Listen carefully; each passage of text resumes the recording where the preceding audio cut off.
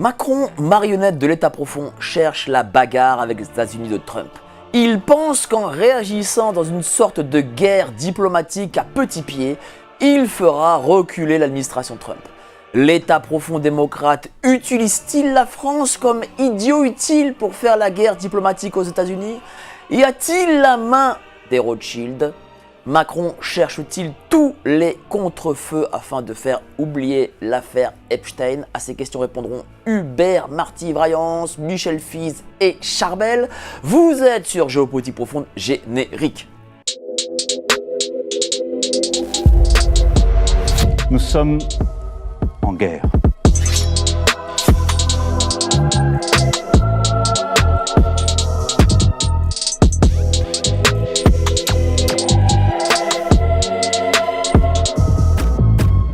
Mais l'engrenage est parti, la guerre mondiale a commencé.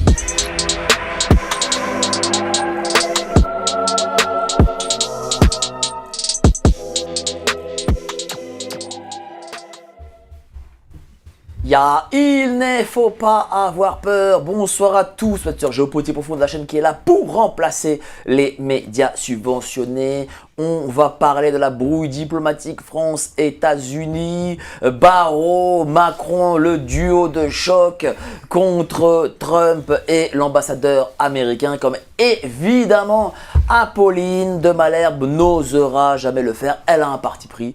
Nous, non, bien entendu. Pour cela, je reçois Hubert Marty-Vrayance, Michel Fize et Charbel. On va en discuter tous les quatre ensemble, mais avant ça, n'oubliez pas, adhérez au club Géopolitique Profonde. Les plus grands, les meilleurs, les seuls, les uniques, ils sont. Le maître du logo, Sylvain Ferreira, Xavier Moreau, Laurent Michelon, Laurent Ozon, Xavier Coquille et tous les autres sont membres. Vous cliquez sur le lien ci-dessous, 7 jours d'essai gratuit. Et après les 7 jours, vous recevrez la carte Gold qui vous permettra de recevoir des réductions. En veux-tu, en voilà. Et vous serez d'ailleurs invité à la très grande fête que nous ferons très vite, très bientôt. Vous allez voir, c'est une surprise. Vous avez la version audio, bien entendu. Si vous ne voulez pas lire et préférez écouter, elle est là aussi, ici présente. Les néoconservateurs, une élite impériale, Laurent Ozon, les éditions Géopolitique Profonde. Best-seller en librairie, pareil, cliquez sur le lien ci-dessous. Alors je mets tout de suite les pieds dans le plat. Qu'est-ce que c'est que cette brouille là, Hubert, cher Hubert Marty-Vrayance, vous qui êtes ancien commissaire des RG, vous avez déjà vu ça, ce type de couac diplomatique auparavant? Le couple franco-américain est quand même coutumier de relations en dents de scie. Souvenons-nous quand même que la question de l'OTAN, quand même, a longtemps divisé la France et les Américains. En 66, quand même, quand le général de Gaulle a décidé de quitter le pacte intégré, ça a quand même été très chaud. On s'en souvient pas bien, mais quand même, il fallait le faire. Et depuis, Sarkozy revient, réintègre complètement l'OTAN. Chirac, il avait un peu hésité, on était toujours dans le conseil politique. Mais là, je dirais que les derniers soubresauts sont, pour moi, une manifestation supplémentaire de l'inconsistance diplomatique de Macron, qui sait pas trop quoi inventer pour essayer d'occuper le terrain. C'est médiatique, mais c'est surtout ni stratégique ni diplomatique. Alors que Macron a été vertement tensé au forum de Davos, quand on voit comment Trump l'a traité dans ses discours, il l'a infantilisé, il l'a traité de gamin. Il a expliqué qu'il faisait le dur avec ses lunettes en Ray-Ban, qu'il voulait se prendre pour Tom Cruise sur un appareil, sur un chasseur de l'armée de l'air américaine. Il a totalement ridiculisé. Alors, au lieu d'essayer de dire, ayons une attitude normale, essayer de composer. Je suis pas du tout pro-américain, vous le savez très bien, mais là quand même, je pense que convoquer l'ambassadeur comme ils l'ont fait cette fois-ci, et c'est pas la première fois, c'était la deuxième fois, parce qu'il avait déjà convoqué peu après son arrivée, suite à un tweet où il s'expliquait, qu'il disait qu'il n'y avait pas assez de mesures de protection de la communauté juive déjà. Bon, moi je pense que c'est pas une façon correcte de convoquer les ambassadeurs pour à mon sens, pour des peccadilles. Parce que les États ont des intérêts, mais si à chaque fois qu'il y a un mot, un tweet, une parole, une phrase, on convoque l'ambassadeur, c'est pas très sérieux. Une fois de plus, on mesure l'incompétence, l'inanité géopolitique de Macron. Il continue à faire mumuse comme si c'était un gamin dans la cour de récréation. Merci beaucoup, cher Hubert. Est-ce que c'est que de l'incompétence, Michel, ou est-ce que derrière, il y a aussi la traduction de la psychologie macronienne? Non, mais je crois que Hubert a parfaitement dressé un tableau psychologique mieux que je ne l'aurais fait, tout en ne le disant pas, mais en le disant tout de même un petit peu.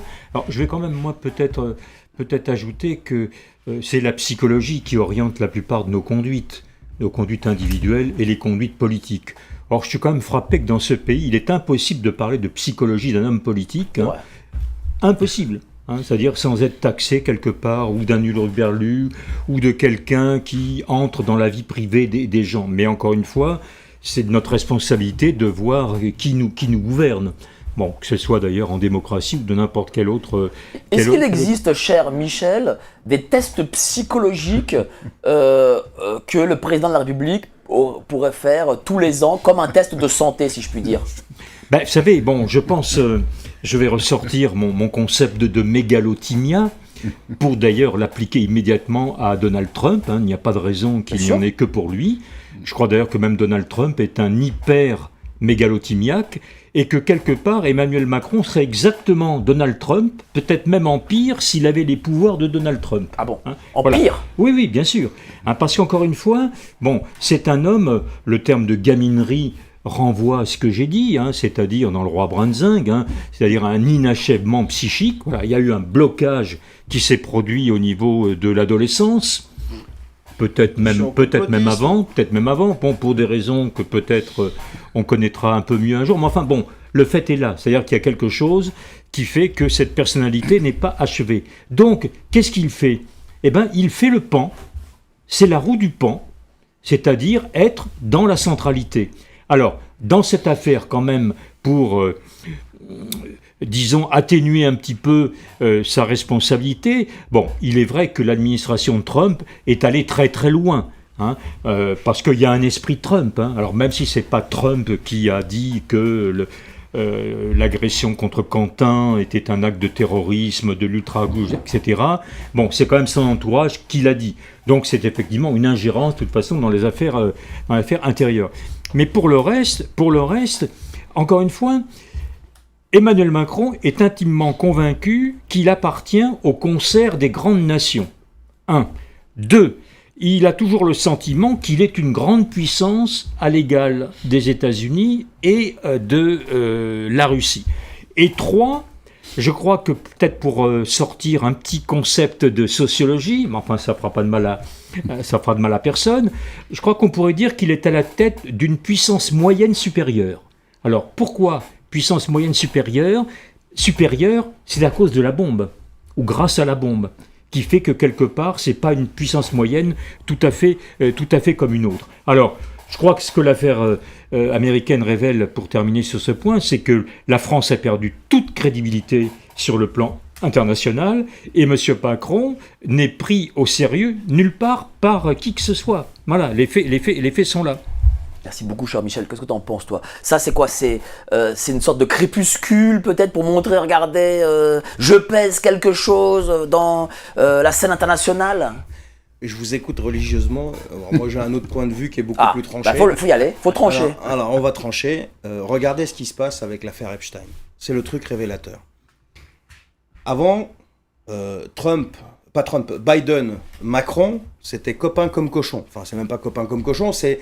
moi, je me souviens de cette scène quand il lui courait après. « Ah, Joe, pour le pétrole, on fait comment ?» Je sais pas si vous vous souvenez. Ouais. On a l'impression que le mec, il disait « On verra ça à l'intérieur. » Donc, en gros, coucou panier, papa rond, on voit pas ça devant tous les journalistes, on verra ça à l'intérieur.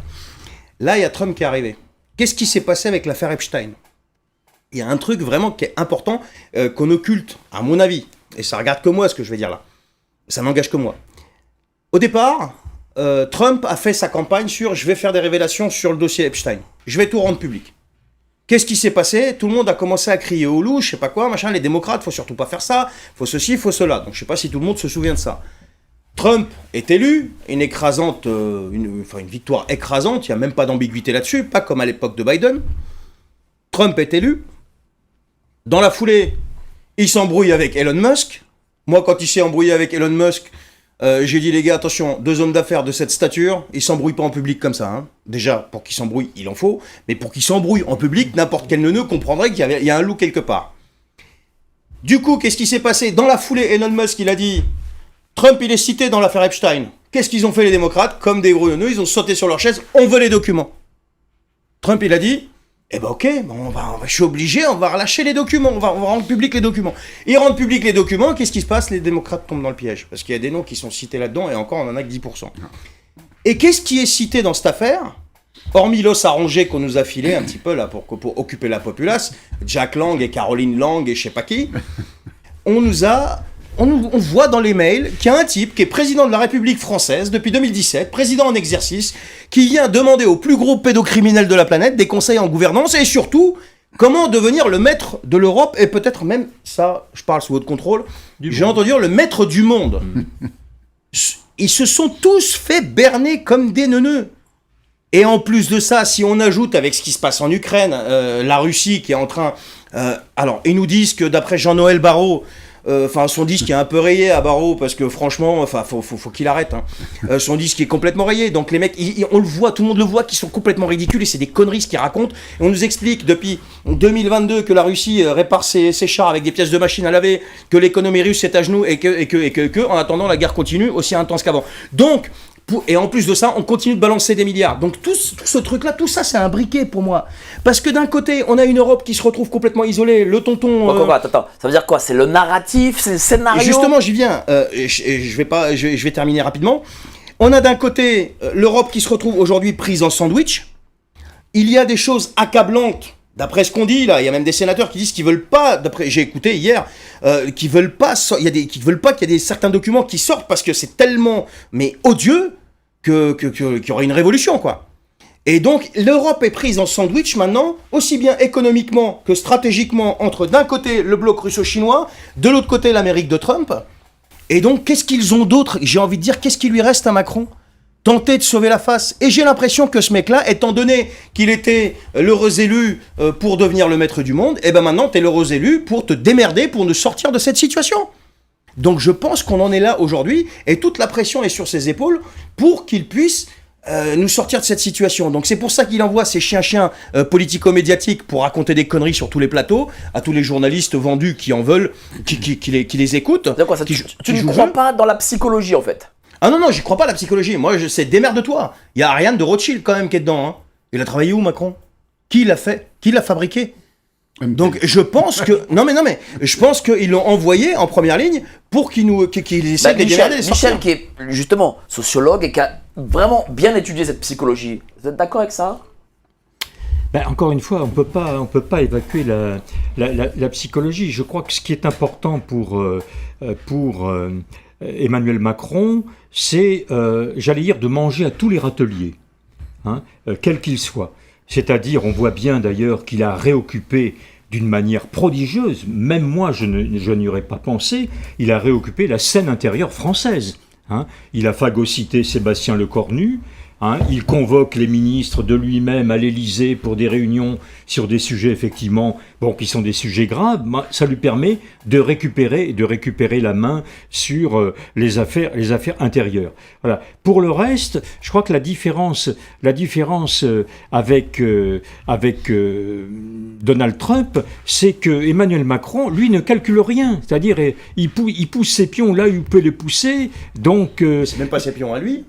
C'est parce qu'il est obligé d'être là en première ligne, de sauver la face de ceux qui de ses maîtres. Oui, mais encore une fois... Il est rien, lui, il est juste un exécutant. Il faut revenir à ce que je disais la semaine dernière. C'est que l'analyse que l'on fait de l'échec, lui ne la fait pas. Lui, il n'a pas échoué. Non seulement il n'a pas échoué, mais il est intimement... Il le dit même qu'il n'a pas échoué, il a tout réussi d'ailleurs. Il est intimement convaincu qu'il a tout redresser, l'économie, l'emploi, les finances, l'hôpital, etc., qu'il est un expert en diplomatie internationale, qu'encore une fois, les succès à venir en Ukraine ou ailleurs... Ah, mais il est convaincu, je pense qu'il est convaincu. C'est de la posture. Ah, oui. La Macronie a la Macronie a l'art et la manière de prendre un échec. Il faut juste analyser tout ce qui s'est passé depuis qu'ils sont au pouvoir. Ils prennent un échec, ils le transforment en victoire et ils balancent ça à leur chien politico-médiatique pour qu'ils viennent nous vendre ça. Ils vendent ça au neuneu de service qui va pas plus loin, qui cherche pas plus loin que le bout de son nez. Mais il faut regarder les sondages. 82 ou 85% de rejet dans les sondages aujourd'hui ou hier. Cher Hubert, oui. Vous avez travaillé en tant que commissaire des renseignements généraux pour François Mitterrand. Vous avez été proche de Jacques Chirac. Vous avez été proche aussi d'Omar Bongo. Comment vous définiriez Macron par rapport à ces 3 présidents?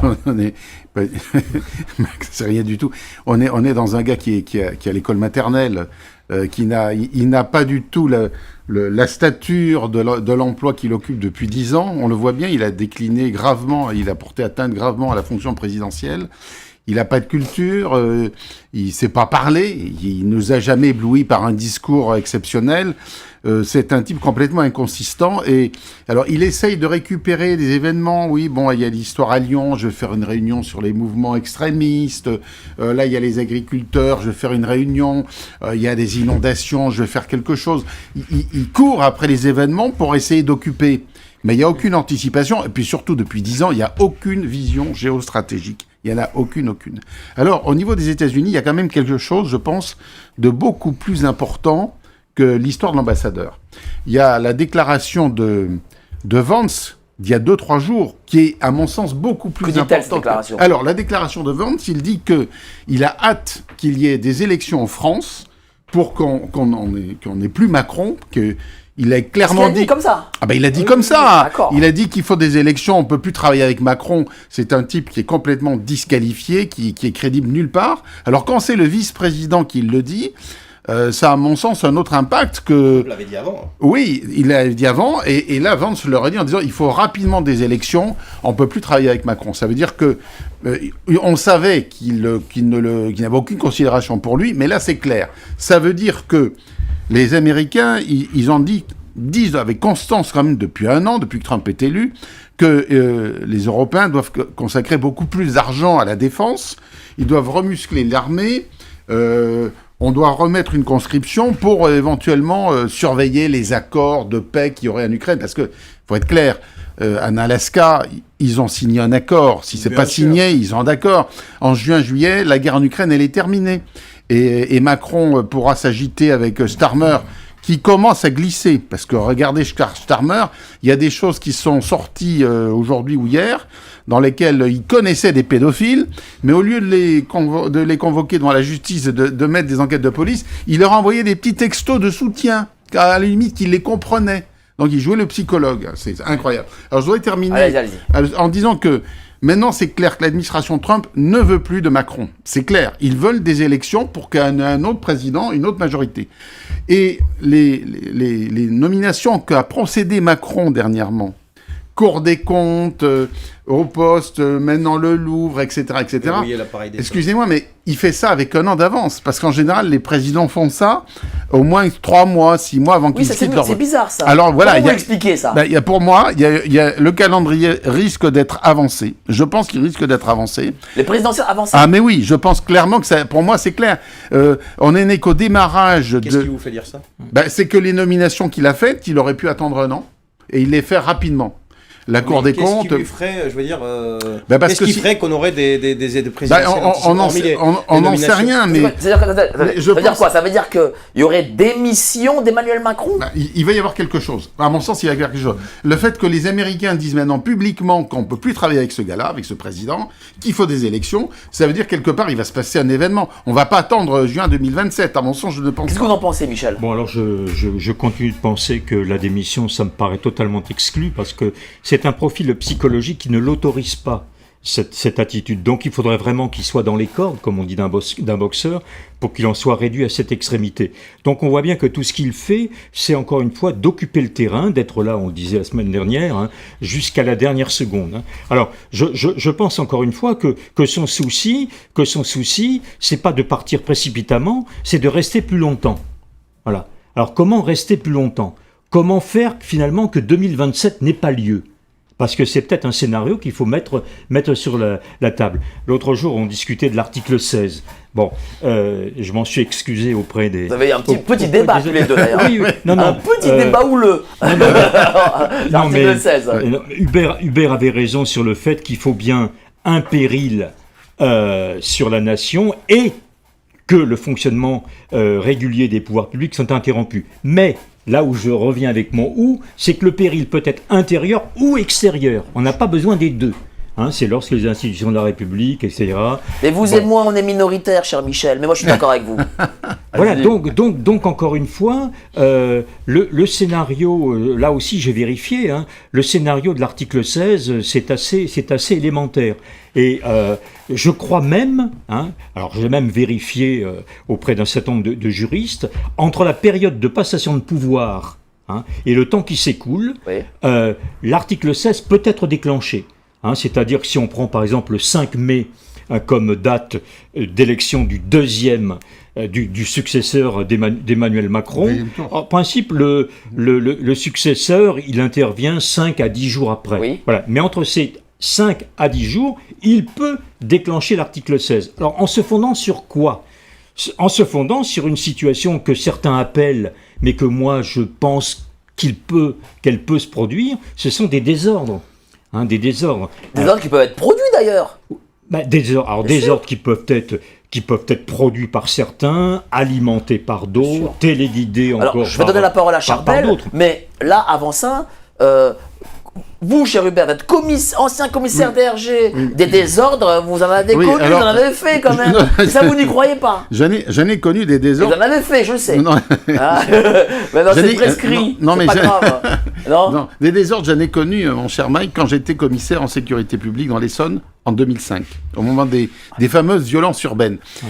Alors, comme je suis en train de préparer la nouvelle édition de mon livre, j'ai ajouté quelque chose d'important, c'est que le soir où j'étais, moi, sur le terrain de permanence, et où on voyait qu'il y avait des abribus cassés, des incendies de gymnases, de mairies, etc., on m'avait signalé une voiture rouge qui était avec une équipe dedans qui faisait c'est eux qui mettaient le feu, qui cassaient, etc. Donc, il y avait quand même une manipulation de ces troubles dans les banlieues.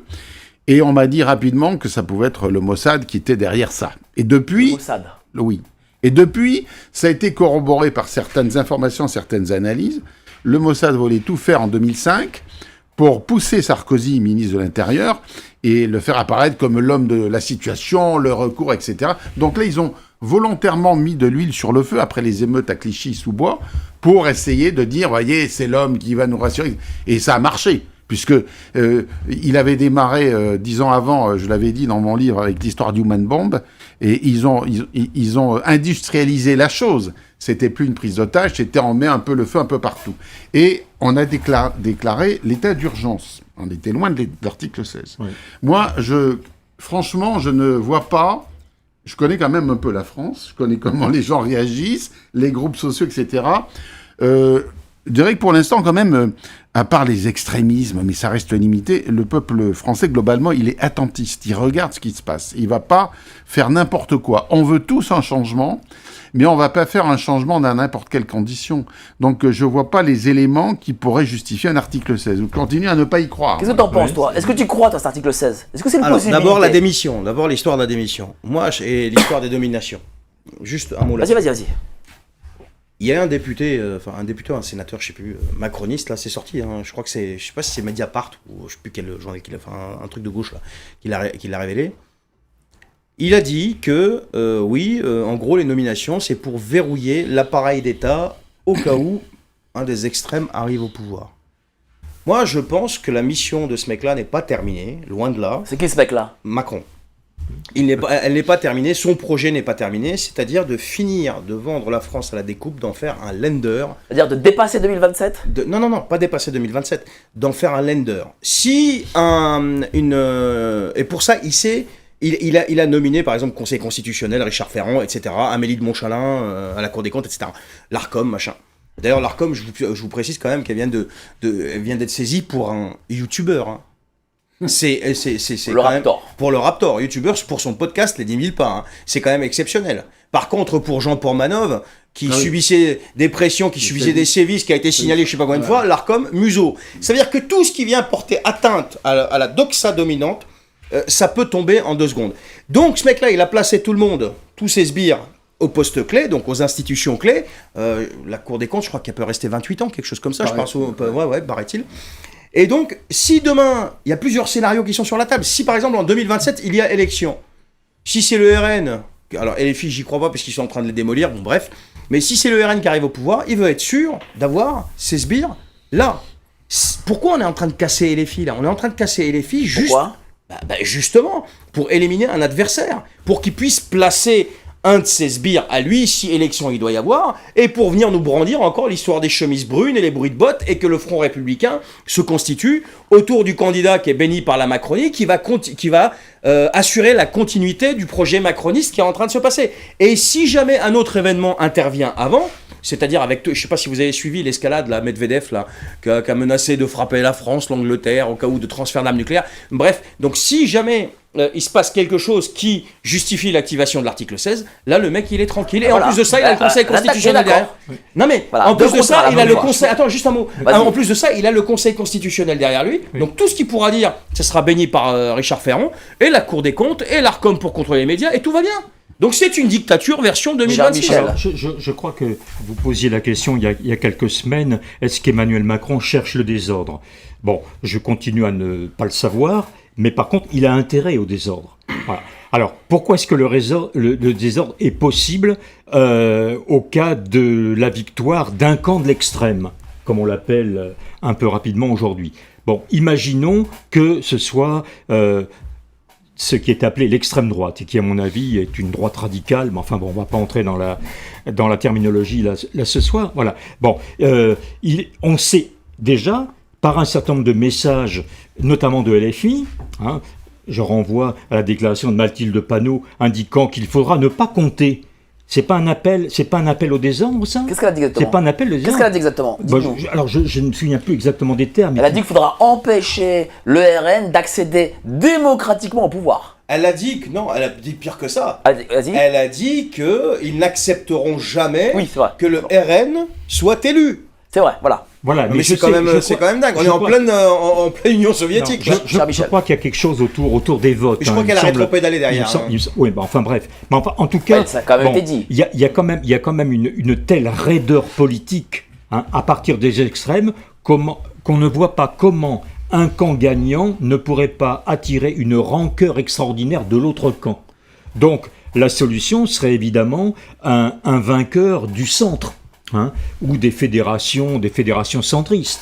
Alors évidemment, on parle d'Édouard Philippe, Gabriel Attal, Ouais, François Hollande. voilà, bon, pourquoi pas François Hollande, Olivier Faure, enfin bref, il y a le nombre de prétendants ne Mais alors, manque est-ce que pas. ça veut dire que là, M. Macron, pour montrer une forme de force à l'international, surjoue des soi-disant sanctions contre un ambassadeur américain afin de montrer à l'opinion publique qu'il est à nouveau le Jupiter? Ah oui, bien Jean-Michel. sûr, bien sûr, mais ça n'a jamais disparu de sa tête, hein. Il a toujours été en même temps dans la verticalité et quelquefois dans l'horizontalité quand il en avait besoin. Mais ce projet, bon, je l'ai dit dans le roi Brunzing, hein, de devenir roi de l'Europe, donc roi de l'Union européenne après avoir été un pseudo-roi de France, voilà, ça fait partie de sa stratégie, comme, je rappelle ce que je disais aussi la semaine dernière, il se considère comme le premier grand influenceur du monde. Voilà, donc celui, effectivement, par qui les solutions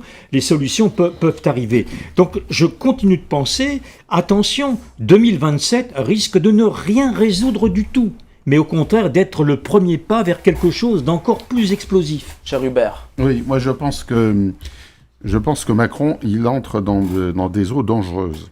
Pourquoi? Parce que l'ambassadeur vient pas, il obéit plus. Il fait ce qu'il veut. On voit bien que Macron ne fait plus peur. Bon. L'ambassade américaine est truffée de systèmes d'interception multiformes. On a en permanence, je l'ai déjà expliqué depuis 20 ans, quand je m'étais spécialisé sur le réseau Échelon, chaque chef d'État, chaque Premier ministre est suivi quasiment minute par minute.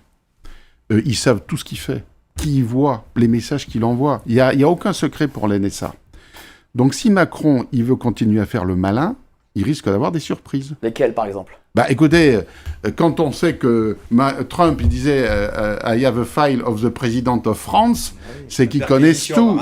Ils connaissent tout de la vie de ce passé, plus que les Français. Parce que, posez la question autour de vous, est-ce que vous connaissez les parents d'Emmanuel Macron? Il est président depuis 10 On connaît ans. les noms, mais Allez. on sait que Madame Nogues, mère de Emmanuel Macron, Et la grand-mère. Et puis la grand, c'est la et grand-mère. docteur à la CPAM en charge des transitions. Des transitions, voilà. Alors, Ce qui est vrai, hein, c'est voilà. pas une blague. Alors, on ne connaît. Écoutez, il est président depuis 10 ans. On ne connaît pas ses parents. Hasard. On ne connaît pas C'est vrai. Hein. On connaît pas ses frères. On n'a jamais vu de photos. C'est toujours les mêmes photos qu'on nous montre. Si, avec- il a un frère qui est montré là. Je crois qu'il est médecin. Attendez, ça n'a rien à voir avec les familles de nos anciens présidents qu'on connaissait. Donc, s'il veut continuer à faire le malin, moi, je lui souhaite bien du plaisir. Parce que là, clairement, il a l'administration Trump contre lui, avec tous les moyens, c'est-à-dire, excusez-moi, avec tous les moyens de la NSA et de la CIA. Alors, quand on voit que cette année 2026, elle a quand même démarré par l'enlèvement de Maduro, on est à la barbe du monde, où ils ont montré qu'ils savaient faire des choses apparemment... Et attendez, Trump, il a dit, nous avons utilisé à cette occasion-là des armes inédites que vous ne pouvez pas connaître. Alors si l'autre, il continue à faire le fanfaron, moi, je crains qu'un jour, on ait quand même des mauvaises surprises avec notre président. Peut-être, alors là, ça serait des bonnes surprises pour la France. Alors, on va continuer et la réponse de Michel Fize arrive après les petites annonces. Votre masque. Tous les 3 mois, une nouvelle loi vient détruire petit à petit vos libertés individuelles. Très prochainement, vous aurez le passe carbone, la surveillance généralisée sur le moindre de vos mouvements et la fin de la propriété privée. Si vous ne voulez pas faire partie de ce futur-là, il est encore possible d'en sortir. Géopolitique Profonde a travaillé sur ce nouveau protocole pour assurer votre protection personnelle et patrimoniale et vous assurer d'avoir toujours un coup d'avance pour être prêt avant qu'il ne soit trop tard. Cliquez sur le premier lien en description pour découvrir la stratégie confidentielle de Géopolitique Profonde. Merci à vous d'être si nombreux, 4009 personnes en direct, rien que sur YouTube, 4600 sur les autres réseaux. Merci à vous de votre confiance. Je vais donner la parole à Michel, mais avant ça, n'oubliez pas, adhérer au club Géopolitique Profonde, les plus grands, les meilleurs, les seuls, les uniques, qui sont le maître du logo, Sylvain Ferreira, Xavier Moreau, Francis Lalanne, bien entendu, Gérard Chevrier, bientôt aussi Michel, bientôt notre ami Hubert, et aussi Charbel, bien sûr. Tous sont membres. Vous cliquez sur les liens ci-dessous, 7 jours d'essai gratuit. Vous recevrez la carte Gold et des surprises arriveront. Des surprises arriveront. Je ne peux pas en dire trop là maintenant, mais la grande surprise, grâce à la carte Gold, viendra très très vite. Vous allez voir, c'est unique. Et puis, l'option audio, la version audio si vous ne pouvez pas lire. Voilà. Comme une sorte de podcast. Les néoconservateurs néo impériales, Laurent Ozon, édition Géopolitique Profonde, carton en librairie. Je crois que ça s'est vendu 20 ou 30 fois plus que le dernier Emmanuel Valls. Donc allez-y, hein. Cher Michel. Oui, je crois qu'Emmanuel Macron, bon, il y a deux ressorts psychologiques importants. D'abord, le principe d'infaillibilité. Vous savez, un peu à la façon papale. J'ai toujours raison. Donc, si les autres ne sont pas d'accord, c'est que quelque part je me suis mal expliqué ou que j'ai dit les choses trop tôt. Et deux, en conséquence de ce premier principe, c'est l'intouchabilité. Puisque je suis infaillible, je suis naturellement intouchable. Voilà. Et la troisième réalité, c'est une réalité constitutionnelle. C'est la réalité des contre-pouvoirs, ou plus précisément de l'absence de contre-pouvoir.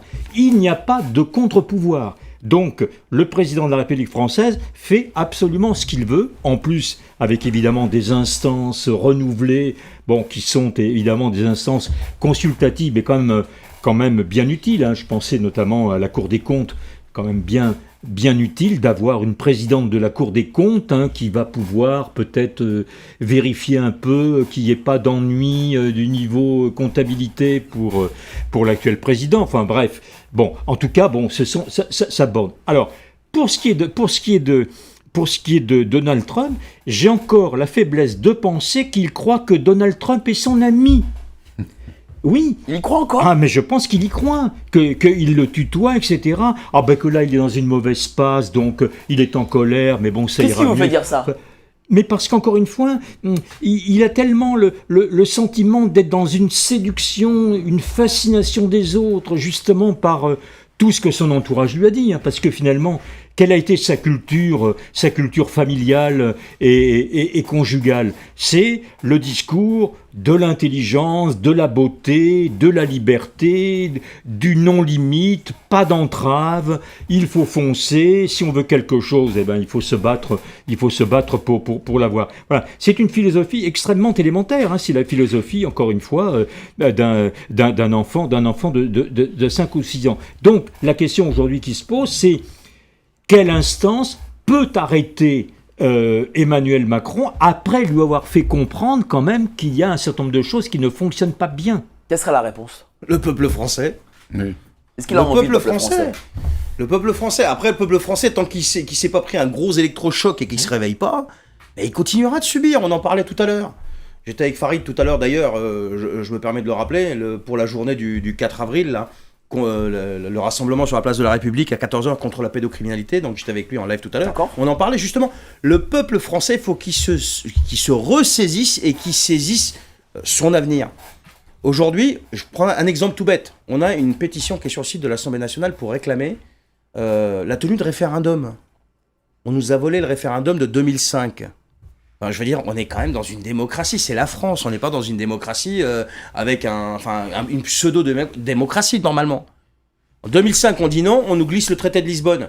20 ans après, moi je me suis dit, tiens, j'étais dans mon bureau, je me suis dit, on va faire une demande de référendum, une pétition sur le site de l'Assemblée nationale, et on va proposer ça aux gens. Normalement, ils devraient se jeter dessus. On va redonner la parole au peuple souverain. Mais le peuple souverain, il n'y en a que 30 000 depuis le 27 janvier, je crois. Ouais, c'est ça. 27 janvier qu'on a signé. Tant que le peuple français ne s'est pas saisi de ça, de récupérer son pouvoir de décision et redevenir le peuple souverain qui s'exprime pleinement, démocratiquement, mais il ne se passera rien. Et ces mecs-là, là-haut, le savent. Ils le savent. Et ils savent le manœuvrer. Regardez les types comme nous, qui avons des gueules comme ça. Mais à chaque fois qu'on sort un truc, on est traité de tous les noms. Mais là, je regardais dans le chat, il y a 2-3 trucs, tu vois, qui sont... Il y a des mecs qui nous sabrent sévère. Pourquoi ? Parce que pour eux, on raconte n'importe quoi, on dit n'importe quoi, on mélange tout. Mais je mélange pas tout, je suis en train de te raconter ton quotidien, en train de t'expliquer qu'il va falloir que tu te sortes les doigts et que tu te réveilles, parce que sinon, ils vont te bouffer tout cru, mon gars. Est-ce qu'on peut dire une Mais chose? c'est vrai ou pas ? Est-ce que c'est vrai ou pas ? Bah oui, bon, il y a une cher chose- Michel. Il y a une chose qui est déplaisante, mais qui est une réalité sociale élémentaire, c'est que le peuple en masse n'existe que sur les champs de bataille. Comment ça? Parce qu'encore une fois, c'est la levée en masse, c'est l'obligation, encore une fois, de remplir son devoir, comme on disait. Voilà. Mais sur le champ politique, c'est une autre affaire. Hein. On est face à une dispersion monumentale entre les forces politiques traditionnelles, les forces citoyennes, bon, celles dont tu parles, celles que tu incarnes, avec beaucoup d'autres. Voilà. Bon, comment fonctionnent les révolutions? Comment ont-elles fonctionné? Elles ont fonctionné sur le principe, 1, d'une idéologie porteuse, et 2, d'un homme portant cette idéologie porteuse. Ça veut dire Robespierre, Danton ou n'importe lequel d'autre, Lénine, voilà, Mao Tse-tung, etc. Voilà. Qu'est-ce qui nous manque? Il nous manque un grand fédérateur, mais chacun n'est fédérateur que dans son petit morceau de territoire. Jean-Luc Mélenchon, il est le fédérateur de LFI, des forces de LFI. Voilà. Et le Rassemblement national, il ne faudrait pas non plus qu'il se trompe, il est le fédérateur aussi de ceux qui sont dans son orbite. Alors peut-être un petit peu au-delà, mais bon. Est-ce que ça veut dire, cher Hubert, que aujourd'hui la personnalité, malheureusement la plus fédératrice, visiblement, auprès d'un électorat, ça reste encore le président de la République? Ah non, il est pas du tout fédérateur. Au contraire, c'est Mais aujourd'hui, qui a sa place? Il est fédérateur de rien du tout. Je parle électoralement, je parle. Ouais, mais côté électoralement, regardez, bon, on va pas polémiquer sur les résultats des présidentielles, des 2 présidentielles, mais il y aurait de quoi réfléchir amplement là-dessus. Moi, à sa place, je ne serais pas très rassuré, franchement. Alors, il est quand même dans une inconscience... je vais expliquer. Il est effectivement dans une certaine inconscience psychologique. Alors là, c'est là où on voit que cet homme n'a aucune expérience locale. Il a eu aucun mandat de maire, ni de député, ni sénateur. Il n'a aucun ancrage.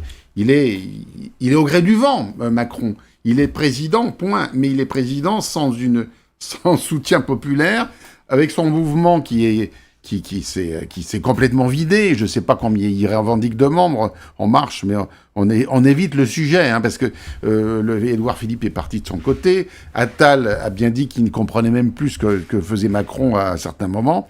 Et alors moi, je serais inquiet parce que il est clair que les Américains ont décidé de le déstabiliser. C'est manifeste. Il y a les déclarations de Trump. Il y a maintenant Vance qui dit qu'il faut des élections pour qu'il parte. Il y a Epstein, où on démarre. Pour l'instant, il y a Lang, c'est l'arbre qui cache la forêt. Mais on est au démarrage des pots de banane, et ça risque d'être quand même un moment très, très inconfortable pour lui. Ça commence avec Starmer en Angleterre. Regardez, il y a déjà eu quand même deux mises en garde à vue entre Andrew et puis Tomlinson, enfin comment il s'appelle, Mandelson. Donc chez eux, ça commence quand même à secouer. Mais aucune arrestation en France. Pour l'instant, aucune. Ah, comme il dit, une affaire américaine, mais c'est loin d'être une affaire américaine. Il a dit ça, mais le lendemain, ça lui a pété à la tronche. La deuxième, après l'île des Caraïbes, le deuxième séjour préféré de Epstein, c'était bien Paris. C'était rien d'autre. C'était le 22 avenue Foch, dans lequel la justice a fait des perquisitions en octobre 2019. Et ensuite est arrivé le fameux Covid qui a permis la belle arnaque qui a permis d'effacer des choses, de faire oublier, de refermer des dossiers. Mais la justice française avait démarré une enquête avant le Covid. C'est aussi avec la mort de...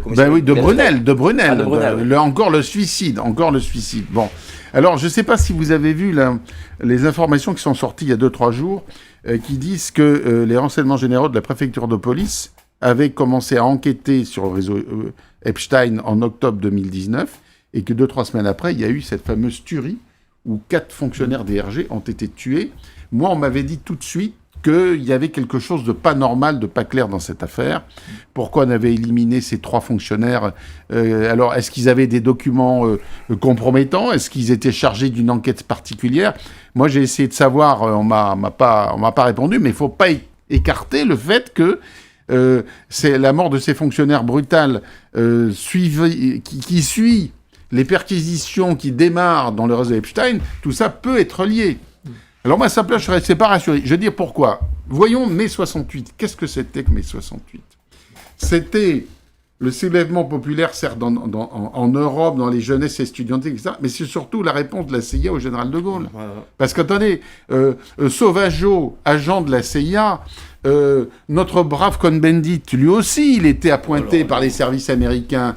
C'est eux qui ont mis de l'huile sur le feu pour déstabiliser de Gaulle. Et là, c'est pas de Gaulle qu'on a, c'est un petit Macron. Excusez-moi, ça n'a rien à voir avec le général de Gaulle. Donc, s'ils décident, Maduro, c'était la manière forte. Mais ils ont déjà montré que quand quelqu'un leur déplaît, ils peuvent agir brutalement. Et là, à mon sens, si on interprète l'ambassadeur et Vance, à mon sens, il y a des signaux qui sont clairs. Les Américains veulent en finir rapidement avec Macron. Votre point de vue, cher Michel? Je pense que ce qu'on assiste en France, mais ailleurs, c'est ce que j'appellerais une infantilisation dangereuse de la vie politique. Parce que quand on regarde Donald Trump, j'allais dire heureusement qu'il a tant de possibilités de se mettre en scène. Parce que, prenons l'Iran, il y va pas, il veut frapper un peu, il veut pas frapper, il fait un peu de diplomatie, puis ensuite un peu de menaces guerrières, et puis il revient à la diplomatie. Mais j'imagine, au temps du général de Gaulle, au temps de Harry Kissinger, bon, ça aurait été impensable, cette espèce d'abaissement généralisé des compétences des uns et des autres. Donc, infantilisation de ceux qui sont devenus de simples acteurs politiques, voilà. Et derrière, effectivement, un environnement criminalisé, pour le coup, et qui n'a probablement plus les immenses capacités intellectuelles, d'études de dossiers qu'avaient leurs prédécesseurs. Voilà, donc on est quand même mal parti, évidemment, avec cet environnement qui finalement doit peu réjouir le peuple, effectivement. Alors, réponse de Charvel, quand même, et après, notre ami Hubert. Les Américains, l'administration Trump, sont d'énormes patriotes. Ils ont déjà une aversion, mais profonde, pour les mecs et types qui vendent leur pays. Ils ont une aversion profonde pour ce genre de personnes. Quoi, ils le voient comme un traître ? Bien sûr. Et la première chose. La deuxième chose, il faut quand même savoir de qui on parle, là. On parle d'un type qui représente un mouvement politique, qui est le sien, qui l'a créé, qui a perdu les 2 dernières élections, mais de la manière la plus violente de son histoire, et qui continue de séquestrer le pouvoir. Donc, et en plus de ça, il vend ce que je vous disais tout à l'heure. Tous les échecs sont convertis en succès, on les vend aux Français. Il a le système médiatique qui est mainstream qui lui est acquis, et ça lui permet de vendre aux Français, étant donné la situation géopolitique et tout, la peur. Donc on brandit la peur, et ça lui permet d'occulter ça, d'occulter la séquestration. En France, on a séquestré le pouvoir. Le pouvoir est séquestré par une minorité qui a perdu les 2 dernières élections démocratiques, européennes et législatives, provoquées par lui-même quand même, les législatives. La fameuse grenade dégoupillée qu'il leur a achetée dans les pattes pour savoir comment ils allaient s'en sortir, pour éclater l'Assemblée nationale en 3 blocs, c'est ce que vous disiez tout à l'heure, et c'est ce qu'il a fait. Et donc aujourd'hui, on se retrouve avec un pouvoir qui est séquestré par des gens qui ont perdu les élections de la manière la plus démocratique. Donc, on subit dans ce pays un coup d'État. On est en train de subir un coup d'État démocratique. Un coup d'État, c'est fort comme mot. Mais bien sûr que c'est fort comme mot, Mike. Mais c'est la réalité. Quand tu perds des élections dans une démocratie et que tu restes au pouvoir et que tu mets 3 ou 4 premiers ministres qui viennent de chez toi, qu'est-ce que tu es en train de faire ? Un coup d'État ? C'est un coup d'État ? Quel que soit... D'une certaine façon, c'est que le peuple a été violé. Bien évidemment. Le choix du peuple, déjà en 2005, pour le refus de l'Union européenne telle qu'on la connaît. Mais là, c'est vrai que 2024, tant aux européennes qu'aux législatives, c'est quand même 2 échecs. Et ils continuent à naviguer avec des gens mais qui ne représentent qu'eux-mêmes, qui sont minoritaires. Bien. Alors, il y a autre chose dans le ressort. Je suis d'accord avec toi quand tu dis que le camp Trump, ce sont des patriotes, et ils aiment les patriotes. Par exemple, ils aiment Orban. Ils aiment beaucoup Orban, parce qu'ils disent que Orban défend son peuple. Mais il y a encore un autre ressort qui est plus important. C'est que le camp Trump est foncièrement croyant et évangéliste. Et pour eux, c'est très important d'avoir des gens qui y croient. Et c'est pour ça, mon cher Michel, qu'ils sont attentistes avec les Iraniens. Parce que ce sont des religieux. Alors évidemment, ce sont des musulmans, on n'est pas d'accord avec eux. Mais ce sont des croyants. Ils croient en quelque chose, à un Dieu, à un Allah, etc. Macron, il croit à quoi ? La bête. Il a dit, c'est le retour de la bête. La bête de l'événement est là. Donc, il est entré dans le combat du bien contre du mal, hein. Il croit dans la transition. Il croit dans la transition, il est mondialiste, il est pour les transgenres, il est dans le wokisme complet, il est dans l'idéologie de changement de sexe et LGBT que ne veut plus Trump. Donc, notre Macron, il a tout faux. Il est obsolète. C'est pour ça que des critiques sont de plus en plus vives. Mais il faut voir ce qui va se passer. Il est obsolète pour vous ? Oui, alors... Est-ce que... Moi, j'ai pas l'impression qu'il soit totalement obsolète. Enfin, il est obsolète peut-être intellectuellement, politiquement, ok, mais j'ai l'impression qu'il est encore présent et bien présent, cher Michel. Je crois qu'il faut dire aussi qu'il profite largement de la couardise des autres, hein, de toutes les oppositions rassemblées ou pas rassemblées. Bon, parce que coup d'État démocratique, mais il n'y a pas besoin, puisqu'on est déjà en état de ce que j'ai appelé la dictature constitutionnelle, qui est incarnée par la Ve République, au moins telle qu'elle est appliquée depuis la fin du temps du général de Gaulle, de Georges Pompidou, qui est aujourd'hui manifeste. Donc, en fin de compte, qu'est-ce qui empêche aux oppositions de déposer des motions de censure et de les faire réussir ? Personne. Qu'est-ce qui empêche le régime parlementaire de fonctionner ? Personne. Voilà.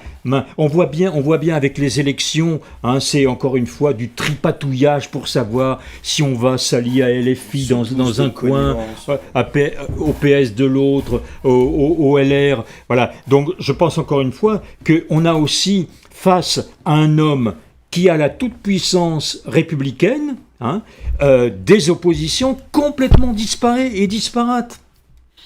Moi, je pense que dans la situation internationale, les Américains, ils voudraient, en Europe, un vrai leader, qui soit un patriote. Un vrai leader, pourquoi ? Parce que le souci de Trump, c'est la Chine. C'est la leadership face à la Chine. S'ils avaient un grand leader européen qui fédère... Ils veulent un allié en Europe ? Mais non, voilà. Mais ils veulent un allié pourquoi ? Ils veulent un allié pour reprendre le dialogue avec la Russie, pour dire, en Ukraine, tout va s'arrêter et on vous garantit qu'il n'y aura plus de guerre, qu'on pourra refaire du commerce. Ils sont en attente, les Américains, d'un vrai leader européen, qu'ils n'ont pas ni Starmer, ni Merz, ni Macron. Il y a juste un peu Meloni avec qui ils discutent et Orban. Le reste, ils ont un vide en face d'eux, les Américains. Ils ont un vide. T'es d'accord avec ça ? Bien sûr, bien sûr. Mais j'en reviens aux motions de censure. Mais vous croyez encore aux motions de censure ? Non mais sincèrement, entre nous, est-ce qu'il y a Pourquoi personne, ça passe pas? il y a Pourquoi personne ça qui passe nous pas? écoute, vous y croyez? Ah, ben, 4500 personnes en direct quand même. Hein. Oh merde. C'est pas rien. Hein. C'est une Rien farce. que sur Non, YouTube. mais attendez, C'est l'émotion une de censure. C'est une farce. Non mais l'émotion de censure. Moi, avant de parler d'émotion de censure, je vais remonter. C'est le 10 avril, je crois. Non, c'est quand le deuxième tour de la présidentielle, je crois. C'était le. Enfin, bref, le deuxième tour de la présidentielle. En quelle année? Non, la présidentielle, c'était le 10 avril, le premier tour, à 20h02. Mais ils ont tous appelé à voter pour le type qui nous a quand même insultés pendant 5 ans, qui a mis en place des mesures complètement folles, juste pour faire un gros test à l'échelle de la population, pour savoir s'il pouvait lui glisser un deuxième mandat en 1000 fois pire, pour continuer son projet fédéraliste à outrance. Parce qu'on a certainement, d'après ce que nous avait dit une fois un sénateur, on lui a promis une place à la tête de la Commission européenne pour devenir le maître de l'Europe, qui est a priori, qui serait corroboré par certains emails quand il a demandé au plus gros pédo de la planète comment devenir le maître de l'Europe. Donc je sais pas, j'ai tendance à croire ce que je lis en fait, si vous voulez.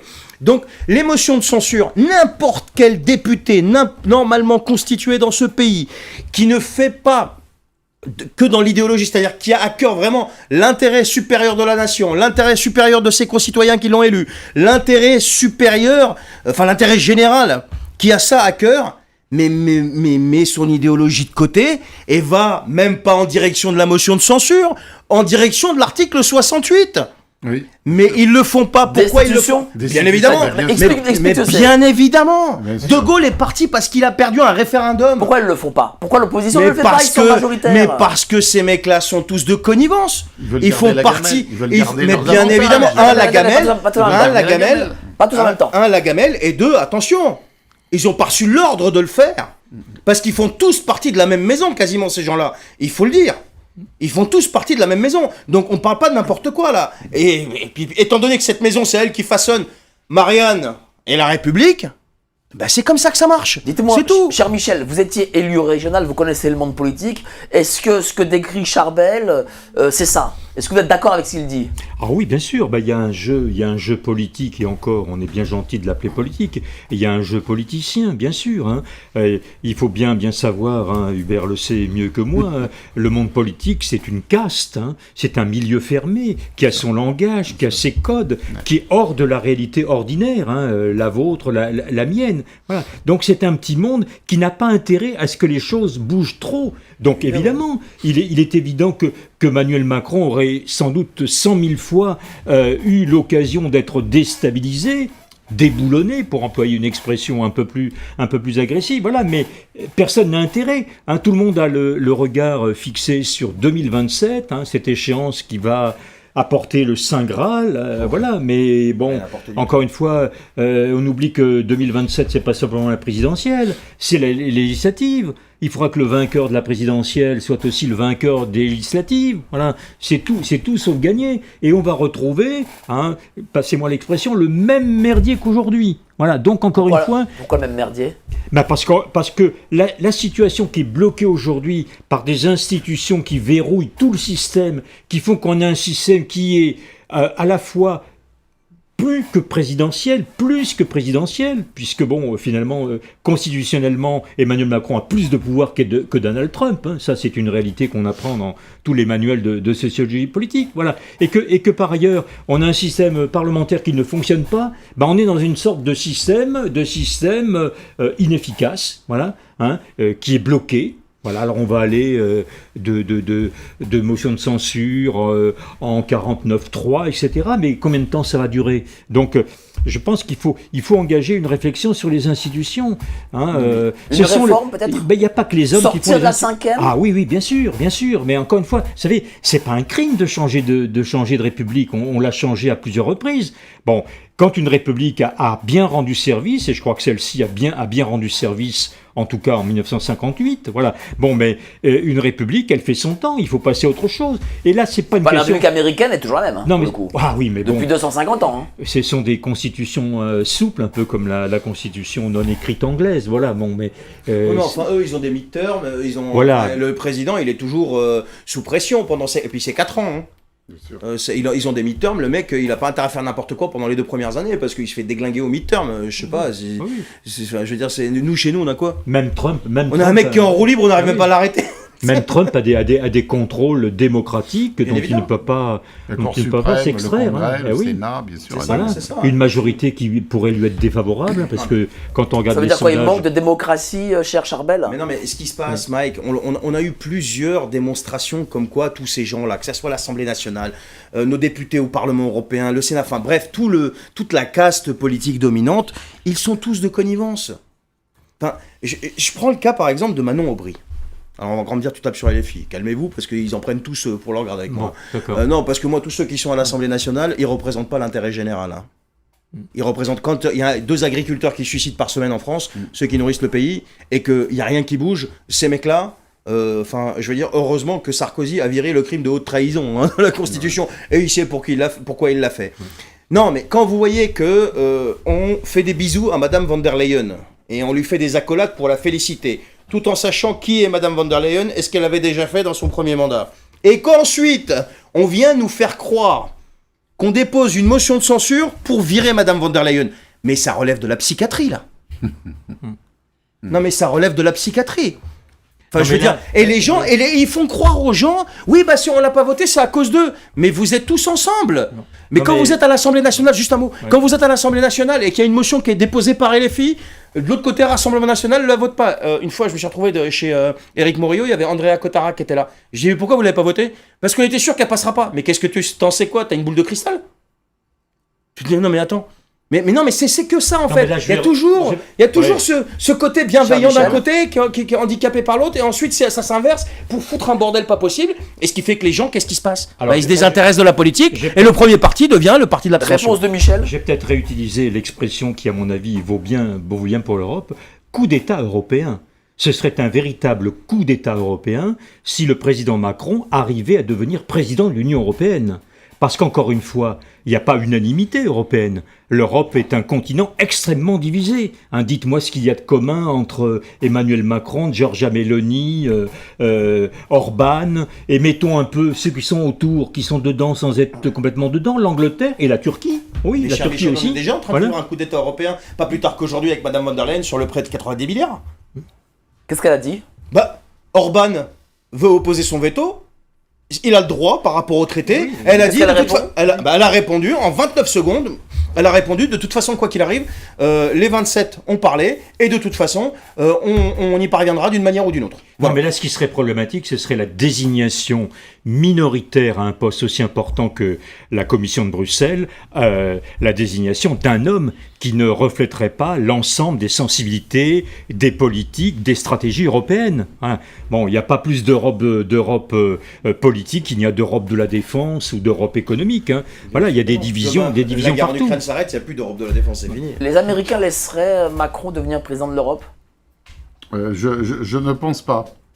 Je ne pense pas parce que ils n'aiment pas le personnage. C'est clair qu'ils n'aiment pas le personnage. Ils aiment des gens consistants qui défendent leur pays, qui sont des patriotes comme eux le sont aux États-Unis. Après, les Américains, ça peut moi- être Trump aujourd'hui et un autre demain. Et un autre demain, oui. Alors, mais je pense qu'au niveau du pays, l'état du pays, quand même, je dirais qu'il est un peu comme en 58 ou comme en 81. Je crois que le pays, il a besoin vraiment d'un énorme changement. D'un immense changement. C'est pour ça que, quel que soit le président qui sera élu après, si les élections sont vraiment honnêtes, claires et transparentes, ce qui est quand même un vrai défi, qu'on arrête de tripatouiller avec les machines Dominion, les résultats qui arrivent au ministère de l'Intérieur, etc. D'ailleurs, observons une chose, c'est que depuis quelques semaines, je trouve que Monsieur Darmanin est très discret. Alors, c'est Pourquoi je ne sais pas, il est ministre de la Le ministre de la Justice, Justice, mais... maintenant. J'avais oublié qu'il était Oui, ministre. il est très. On Tellement n'en qu'on le entend voyait plus plus. parler. Et aussi l'ancien ministre de la Justice, Dupond-Moretti, on l'entend pas beaucoup depuis qu'on sort les Oui, réseaux il fait ses pédocriminels. sketchs, lui. Pourquoi? Voilà. C'est quoi? Ils sont sur le fichier Attendez, Epstein, moi je pense, peut-être regardez, vous avez vu le rôle qu'il a eu à Outreau pendant le procès C'est d'Outreau vrai. il y a 15-20 ans. Il a eu un très mauvais rôle quand même, franchement. C'est pas lui qui défendait les enfants, hein, c'est lui au contraire qui favorisait, qui justifiait les rapports d'un père avec ses filles de 8-10 ans. Enfin, et c'est un gars En se comme ça. cachant derrière, tout le monde a le droit de se défendre. Voilà, alors franchement, bon, alors ils sont très discrets parce que ils sentent que le vent est en train de tourner et qu'il pourrait être de plus en plus compromis. Donc je crois qu'il y a un grand besoin de renouvellement dans le pays. On va devoir changer de constitution. Moi, je pense que c'est une chose importante d'y réfléchir Parce que si on garde Vous, le même... gaulliste, mais oui, chiracien, mais faut bien changer. sûr, mais écoutez, Si Général de Gaulle était là aujourd'hui, il faut la changer. il faut s'adapter. Évidemment que c'était une constitution qui, elle a Elle permis, est plus gaulienne. oui, elle est plus gaulienne. Elle a permis beaucoup de choses. Hein. Les cohabitations, alors qu'on pensait que ce n'était pas possible, on a eu les deux cas de figure. Mitterrand avec la droite. Chirac avec la gauche, bon, tout le monde a joué le jeu. Mais là, on a quand même, on n'a plus le même personnel. Ils sont d'une médiocrité affligeante. Quand on voit la tête des ministres, non seulement ils sont incompétents et nuls, ils n'ont aucune culture, mais quasiment la moitié, ils ont des problèmes judiciaires. Alors que vous, si vous voulez postuler pour être chauffeur de taxi, gardien municipal ou gardien de square, si vous avez un casier judiciaire chargé, vous n'aurez pas votre petit travail pour essayer de payer vos factures et votre loyer. Alors que le 7 mai, il avait dit qu'il voulait moraliser la vie publique. Il en faisait sa bataille. Et si vous n'avez pas non plus un carnet médical attestant de votre bonne santé, il y a certaines professions où ça ne marche pas non plus. Ouais. Voilà. Alors la chose que je voulais dire, c'est ce paradoxe étonnant de voir fustiger l'homme seul qu'est M. Macron par des gens qui aspirent eux-mêmes à devenir l'homme seul ou la femme seule dans 1 an et demi. Voilà. Donc, encore une fois, changement des institutions, oui, c'est même pas un choix maintenant, c'est une nécessité, c'est une contrainte. Hein. On l'aura, je dirais, presque par la force, si jamais on le choisit pas volontairement. Mais il faut se débarrasser, encore une fois, de cette figure tutélaire, faussement monarchique, qu'est la présidence de la République, élue au suffrage universel direct. Ça, si, c'est un autre temps.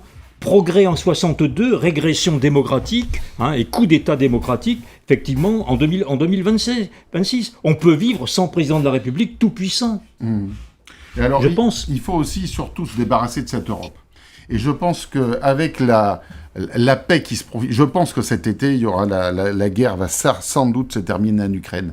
Mais ça sera une immense claque pour les chefs d'État européens qui ont mis de l'huile sur le feu, qui ont dépensé des milliards. Alors on voudrait bien savoir à quoi servir exactement cet argent. C'est ça qu'ils veulent pas que ça s'arrête. Quand on voit que toute la nomenclature ukrainienne vit largement avec des villas sur Marbella, avec des comptes garnis dans les paradis fiscaux, il y a sans doute un petit retour vis-à-vis de leurs donateurs européens. Mais cette Europe, à mon sens, ne pourra pas survivre à la paix en Ukraine. On va demander une mise à jour de tas de choses et que tous les chefs d'État qui ont soutenu la guerre, à mon sens, seront éjectés par leur pays, à commencer par le nôtre. 170 milliards, vous vous rendez compte. C'est Et là, 90 milliards et Zelensky qui en réclame je sais pas combien derrière. Non mais et puis en plus de ça, ça acquiesce. Mais c'est parce que ces gens-là, je pense qu'ils sont frappés d'une idéologie complètement folle. Et il faut qu'ils emmènent leur idéologie, il faut qu'ils amènent leur projet jusqu'au bout. Si demain la guerre en Ukraine s'arrête, il va falloir justifier où sont passés tous ces milliards. bien sûr. Et tout le système qui consiste, et tout le narratif qui consistait à nous expliquer que les Ukrainiens se battent pour nous, que ça nous concerne de près, et que il faut monter la défense européenne, il faut partager notre dissuasion nucléaire, il faut mettre à jour notre dissuasion nucléaire, etc., etc. Tout ça, ça va faire pchit, mais complet. Et Starmer, son cas est exceptionnel. Pourquoi il se retourne aussi ? Parce qu'au fond, ça reste un anglo-saxon. Moi, je l'ai dit depuis le début, toutes ces accolades avec Macron, c'est un anglo-saxon. Quand les Américains vont faire fin de la récréation en classe, il va se coucher, il fera rien du tout. Bien sûr. C'est tout. Qu'il soit travailliste, qu'il soit je sais pas quoi, ça change rien du tout. Conservateur, ça change rien du tout. Ça reste un anglo-saxon. Merci à vous trois. On va passer à la troisième partie d'émission. Mais avant ça, les petites annonces.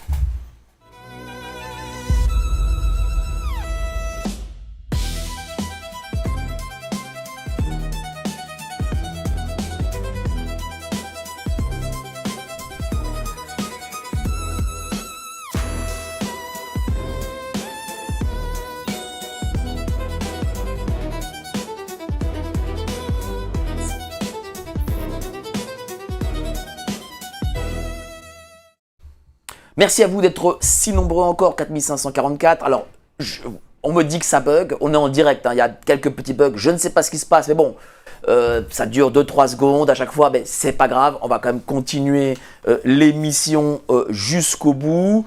Est-ce que tout YouTube est down? Je ne sais pas. Est-ce qu'il y a une attaque sur le contenu? Je ne sais pas, en tout cas, bon.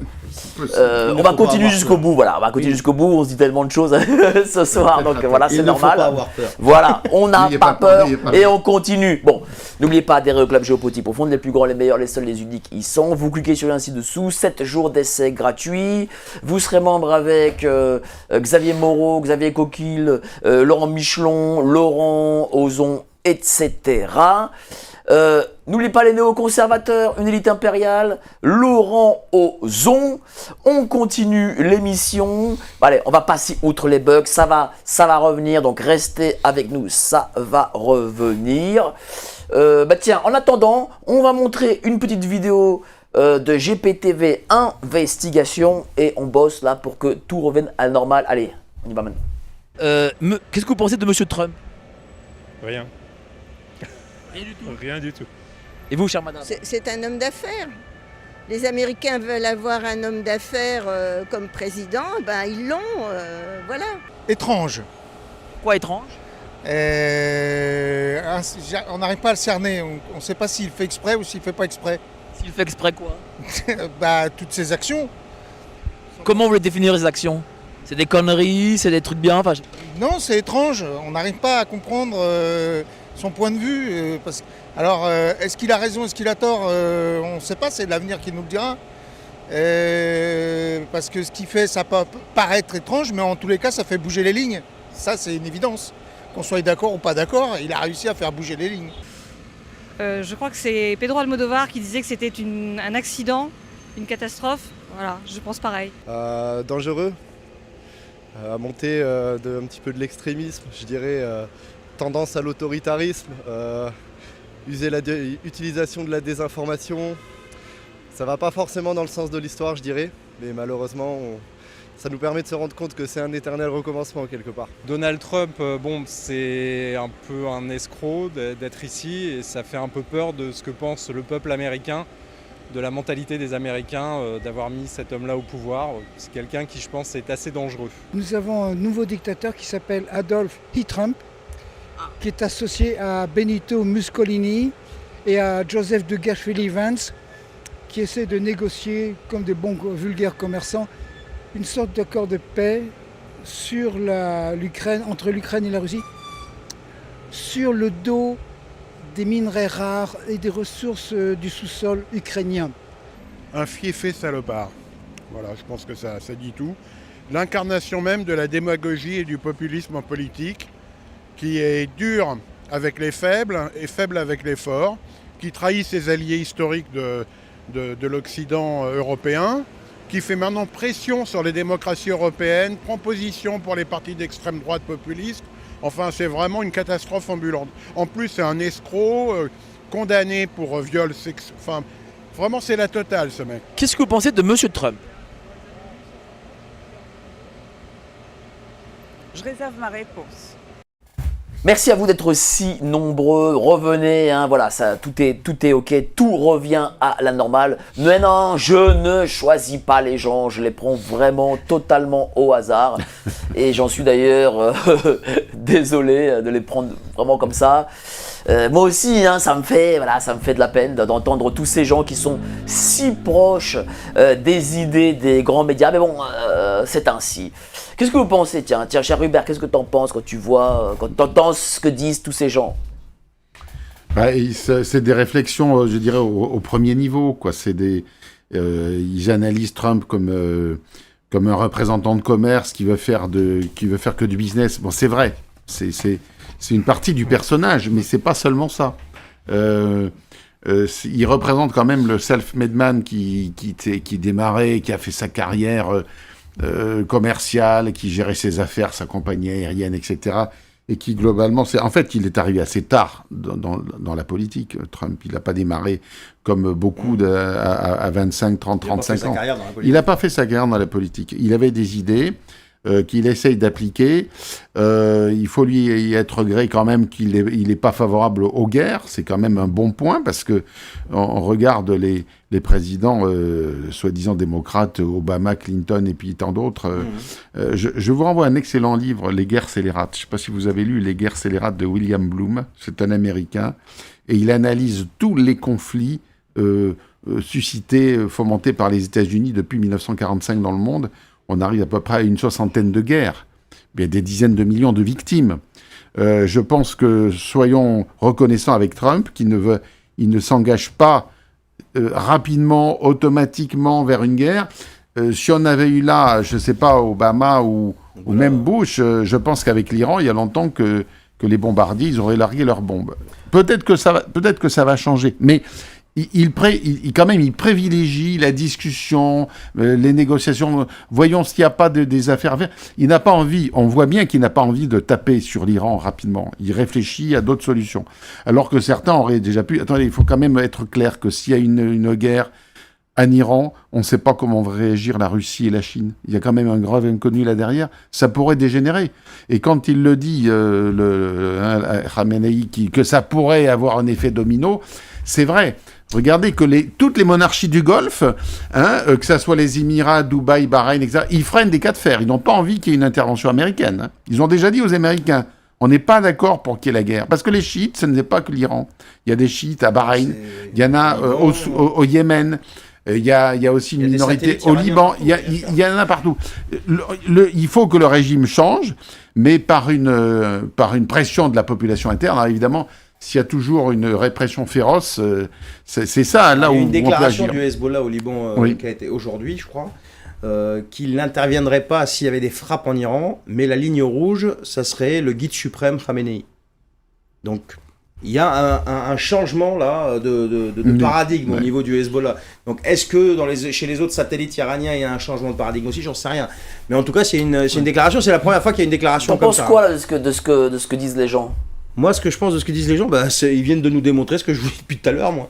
C'est que, en fait, ce qu'ils font, il y a rien de nouveau sous le soleil, quoi. Ils répètent ce que disent les médias, quoi, c'est tout. J'ai réfléchi. Ouais, c'est ça.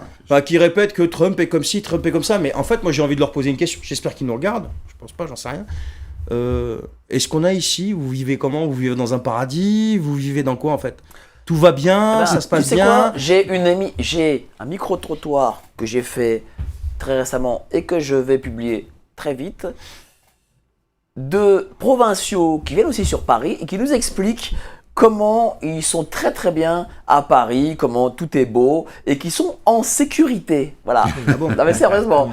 Cher Michel, vous en pensez quoi de ce qui se dit? Alors moi je serais moins sévère, mais parce que je ne parle pas de la même place comme l'on dit. Je crois que la réalité Donald Trump par rapport à la réalité Macron est une réalité beaucoup plus complexe.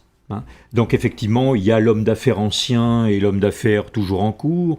Bon, il y a l'homme qui est poursuivi ou qui a été poursuivi pour la justice. Il y a l'homme qui incarne par contre une idéologie claire que n'incarne pas Emmanuel Macron, qui est un libéral primaire et au sens économique simplement du terme. Donc on pourrait peut-être parler, je ne sais pas si c'est une injure de parler de souverainisme américain, mais quelque part je pense que Donald Trump incarne ça. Alors, incarnant ça, il n'est pas non plus dans un pays où il fait l'unanimité. Et là, il y a deux Trump. Il y a le Trump international qui fédère relativement bien, parce qu'effectivement, Hubert l'a rappelé, c'est un apôtre de la paix. Et je pense que ça, c'est vraiment quelque chose de sincère. Je crois qu'on ne peut pas se tromper quand on l'écoute parler de tous ces jeunes gens qui meurent sur le front chaque jour, chaque semaine.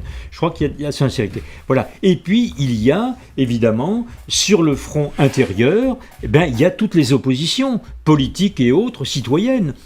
Encore une fois, on ne peut pas non plus nous présenter Donald Trump comme quelqu'un qui ferait l'unanimité aux États-Unis, qui serait l'espèce de Jeanne d'Arc des temps modernes. Voilà, il y a des choses intéressantes, et encore une fois, n'oublions pas non plus qu'il y a des affaires qui tournent autour de lui. Il y a des procédures qui sont toujours possibles. Je crois que la destitution, c'est quelque chose quand même que d'autres, évidemment parmi les opposants, ont encore en tête. Donc, lui n'est pas assuré d'aller au bout de son mandat. Mais moi, je me pose la question. Est-ce que Macron sait que Donald Trump n'est pas apprécié en France, et donc du coup on joue politiquement, cher Charbel, pour remonter peut-être auprès de l'opinion française? Moi je pense, comme l'a dit Michel tout à l'heure, il essaye de même, comme tu l'as dit, il essaye de se servir des moindres événements pour essayer, si tu veux, de récupérer. Il fait plus que de la récupération pour essayer d'exister, parce que au niveau, au niveau de sa santé politique intérieure, le mec il est ras des pâquerettes dans tous les sondages. Dès qu'il y en a un de chez lui qui l'ouvre, il y a 150 000 influenceurs qui lui sautent dessus pour le démonter et le débunker. Enfin, moi, le premier, Jean-Noël Barrot, j'en ai fait 3 ou 4 là, des vidéos sur lui pour débunker ce qu'il dit, mais en me fiant pas à mon côté émotionnel, mais aux chiffres. Je veux dire, voilà. Donc, ce qu'il est en train de faire, à mon avis, c'est tellement brouillon qu'il se ridiculise tout seul. Et il aura beau, de toute façon, dire ce qu'il veut, faire ce qu'il veut, gesticuler comme il veut. La machine est en marche, sans vouloir faire de jeu de mots. Et ce n'est qu'une question de temps.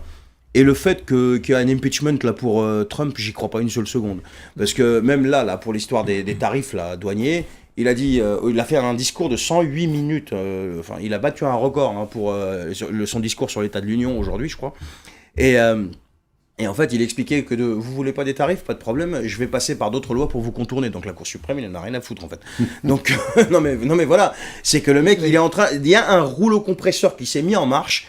Et l'affaire Epstein, ça va être, à mon avis, la clé de voûte qui va permettre beaucoup de choses derrière, et eux, ils le savent. Et c'est pour ça qu'ils essayent, si vous voulez, de nous leurrer avec d'autres choses pour pouvoir continuer à exister. Non mais depuis quand Emmanuel Macron on a quelque chose à faire? Des inondations, sérieux. T'es d'accord avec ça? Bah oui, c'est... Comme ça, on est dans le vide complet de la pensée avec Macron. Il saute, il récupère les événements les uns après les autres. C'est le président Emmaüs. Hein, il récupère ce qu'il peut récupérer pour essayer d'en faire... pour essayer de rebondir sur l'événement. Mais même là ça fait même un flop parce que on ne sent aucune sincérité. Moi, quand je l'écoute parler, je me fais violence pour essayer de l'écouter parce que vraiment j'ai du mal à écouter ce personnage. Mais les discours sont creux. Il n'y a pas d'idée directrice, il n'y a pas une volonté, il n'y a pas un argument, il n'y a rien. Comme Mélenchon. Il n'y a rien. Oui, bien sûr. Mélenchon est un tribun populaire, ça c'est sûr qu'il sait parler. Alors, cette fin de présidence, elle est lamentable à tout point de vue, parce que il n'y a rien qui ressort. En fait, il fait perdre du temps au pays. On aurait besoin d'avoir une idée claire. Tous les gens qui travaillent avec les marchés publics, ils sont tous obligés de mettre du personnel en chômage partiel. Les grandes commandes sont arrêtées. On fait plus d'autoroutes, on répare plus les voies ferrées, les lignes de chemin de fer. Rien ne se passe dans ce pays depuis 2 ans. Il a tweeté cette semaine que la France était championne de réindustrialisation, je sais pas quoi. Il a fumé la moquette. Mais c'est ce que je veux dire. Tous les échecs sont repris pour être transformés en succès et il y a les médias qui suivent derrière. C'est bien huilé. Dans les grands dirigeants du monde, Trump, Poutine, Xi Jinping, ne veulent plus discuter avec cet homme-là. C'est inquiétant pour notre pays. C'est inquiétant pour nous. Oui, mais comment se fait-il que la masse des gens pense le contraire? On nous le dit, mais est-ce que c'est vrai? Moi, autour de moi, je n'ai aucun partisan de Macron. Oui, mais autour de toi, tu as des gens qui te ressemblent, ne serait-ce qu'un peu idéologiquement. Ou des gens qui peut-être savent ce que tu racontes, ont lu ton livre, comme oui, toi. Mais bien sûr, mais je discute avec des tas de gens, je vais sur des marchés, dans des magasins, je m'occupe de mon immeuble, il y a 25 locataires. Mais regarde, je trouve quand même des gus qui me racontent ce qu'ils m'ont raconté là. Mais c'est parce qu'ils sont perfusés sur BFM TV toute la clique.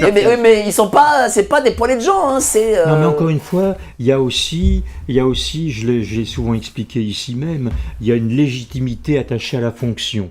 Voilà. Donc quelque part, on ne touche pas au président. Hein, c'est un peu comme le roi. Hein, quand il y a les déplacements, on veut toucher le président, on veut faire un selfie. Voilà. Alors je me dis, mais ce sont tous des partisans? Ils sont sélectionnés. Pas forcément. Mais... Alors ils sont bon. Sans doute, mais quand même. Mais comment ça se passe? Voilà. Il y a des figurants qui sont engagés. Voilà. Mais quand même, il y a toujours une fascination du pouvoir. Donc le pouvoir, c'est quelque chose effectivement qu'on ne touche pas. Alors, ça veut dire que si on change d'institution, il faudra introduire des réformes importantes. Par exemple, aujourd'hui, on est par rapport à la présidence dans un double système d'irresponsabilité pénale et d'irresponsabilité politique. Il y a quand même une en trop, à mon avis. Hein. Voilà. Alors, donc, je pense que, quelque part, il faudrait qu'à la fin d'un mandat, on puisse faire un audit, hein, mais un audit indépendant, hein, un audit massif, voilà, pour calculer exactement l'ampleur, effectivement, de la succession que l'on va prendre. Ou peut-être pas prendre. 3 000 milliards de dettes. Voilà. L'audit est fait. 3 500 milliards. 3 500 milliards. Voilà. Mais plus toutes catastrophique. Plus toutes les vies brisées, toutes les vies amputées, effectivement. Non, mais avant de réformer les institutions, moi je pense qu'il va falloir en revenir à la vraie démocratie. Et je vais encore me répéter, je suis désolé. On a affaire à un type avec son parti qui a perdu les 2 dernières élections démocratiques. Il va falloir que les gens reconnectent leur cerveau. Et tous ceux que tu as interviewés là, il va falloir leur poser la question. Un de ces 4.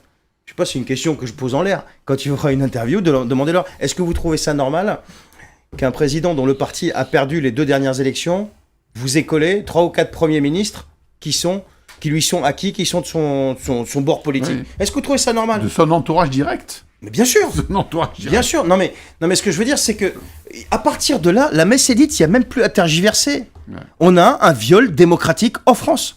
Oui, mais quel est l'obstacle à la résistance ? L'obstacle à la résistance, c'est la résignation. C'est le je m'en foutisme et la résignation des gens. C'est la résignation, c'est le fatalisme. Voilà. C'est la peur aussi. Et le système est vicieux. Oui. Michel, le système, il est vicieux parce qu'il a tout fait pour dégoûter les gens de la politique. Oui. Dégoûter les gens de la politique pour créer un autre parti politique qui est majoritaire, qui est le parti de l'abstention. Moi, j'ai toujours dit à l'élection présidentielle, allez voter les mecs. On s'en fout pour qui vous votez, mais allez voter. Allez voter, exprimez-vous, exprimez votre libre arbitre. Parce que si vous ne votez pas, il va gagner grâce à son premier parti sur lequel il parie, qui est le parti de l'abstention. Et la preuve, c'est ce qui s'est passé. Moi, j'ai dit au 2e tour, si c'est le diable en personne qui se présente face à Macron, j'irai voter pour lui. J'ai filmé mon bulletin de vote dans l'isoloir. Alors, vous pouvez décompter ma voix, parce que c'est interdit. Pareil, je l'ai su qu'après. J'ai filmé mon bulletin de vote dans l'isoloir. J'ai dit, si c'est Mélenchon, je voterai Mélenchon. Si c'est Le Pen, je voterai Le Pen. Si c'est Tartampion, je voterai Tartampion. Mais il faut que ce monsieur parte, parce que c'est un danger pour la République française. Et regardez ce qui s'est passé. S'il part, ça ira mieux. Mais c'est pas que ça ira mieux que si le peuple se réapproprie la politique. Moi je dis toujours dans mes vidéos, si tu t'intéresses pas à la politique, c'est elle qui s'intéresse à toi. C'est pas compliqué. Oui, elle régit tous les domaines de ta vie. Cher Michel. Par rapport à ce que j'ai dit tout à l'heure, je ferai la même réserve. Le vote, c'est comme la motion de censure. C'est limité. Voilà, ouais, parce qu'il faut bien avoir conscience que la méfiance vis-à-vis du vote a cru au niveau de la méfiance vis-à-vis du corps politique. Et moi, je me dis, attention, est-ce qu'on ne va pas de nouveau retourner vers des taux d'abstention records ? Alors peut-être d'ailleurs au municipal déjà, pour commencer. On œuvre pour éviter ça, justement. La motion de censure, c'est législatif. Peut-être même à la Le vote, c'est populaire. Oui. La motion de censure, c'est législatif, on n'y peut rien. Les députés font ce qu'ils veulent dans l'hémicycle. Mais le vote, c'est populaire. C'est une personne, une voix. Donc charge à nous d'expliquer aux gens, s'il vous plaît, réappropriez-vous la politique, parce que vous n'y arriverez pas sinon. Et puis il y a un deuxième truc aussi, une grande absente de la discussion, l'Union européenne. Comment vous voulez qu'on puisse récupérer notre pouvoir de décision, notre souveraineté, parce que là, ils ont tous réappris la définition, enfin, ils nous servent la souveraineté comme une espèce d'élément marketing, là, du matin au soir. Tous, les macronistes, ils sont épris d'une souveraineté, d'une crise de souverainisme, en fait. mais ça sonne tellement faux qu'en fait, il faut comprendre tout l'inverse. Mais comment voulez-vous qu'on puisse être souverain si on ne récupère pas notre pouvoir de décision, alors qu'on a 60 à 70% de nos lois qui sont appliquées ici, qui sont votées par l'Union européenne ? Réponse de Michel. Oui, mais je crois qu'il faut faire attention aussi sur la nouvelle Europe, parce que c'est vrai qu'on a l'habitude de distinguer l'Europe des nations, chère au général de Gaulle, et l'Europe fédérale ou fédéraliste. Voilà. Mais je pense qu'il faut inventer autre chose, parce que je crains que l'Europe fédéraliste, soit ce qu'elle est déjà, c'est-à-dire quand même très technocratique. Très technocratique.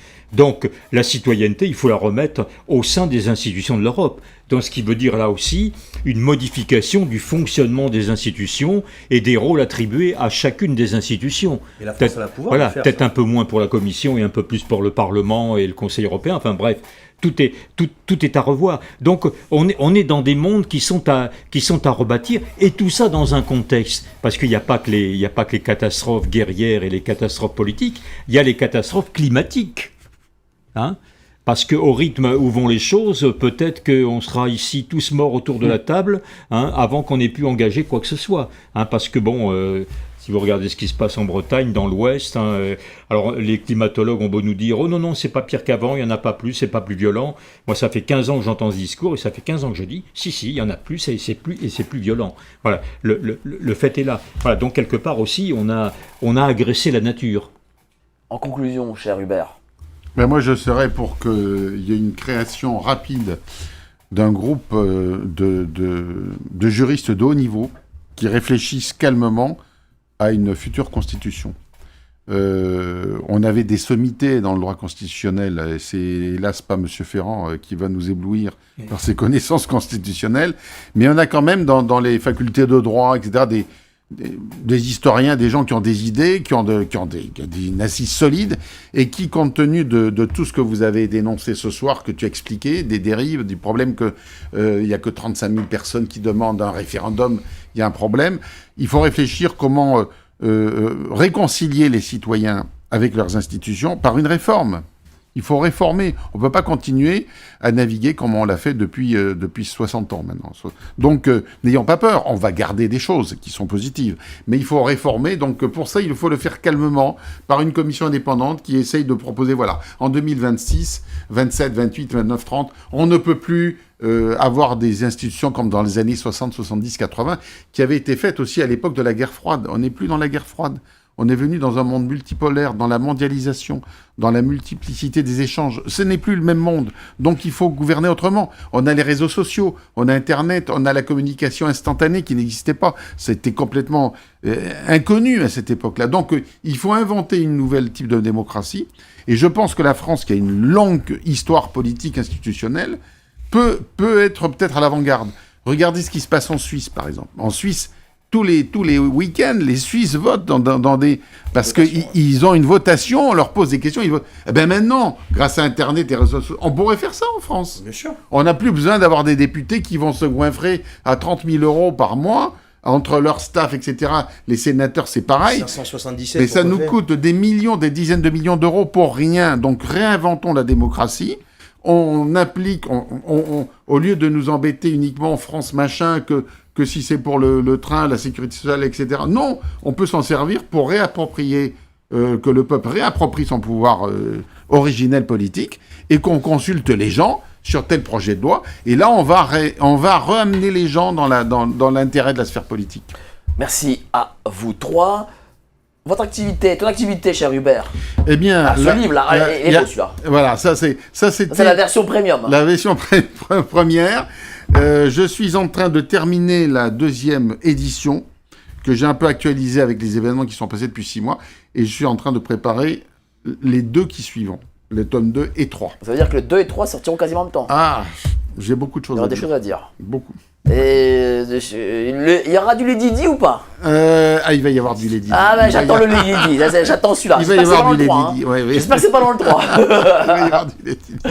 Merci cher Hubert. Merci Mike, merci. Notre ami Michel Fize, ici présent. Le roi Brandzing. J'ai un livre de sociologie politique, oui bien sûr, ou de psychologie politique, hein, donc le roi Brandzing.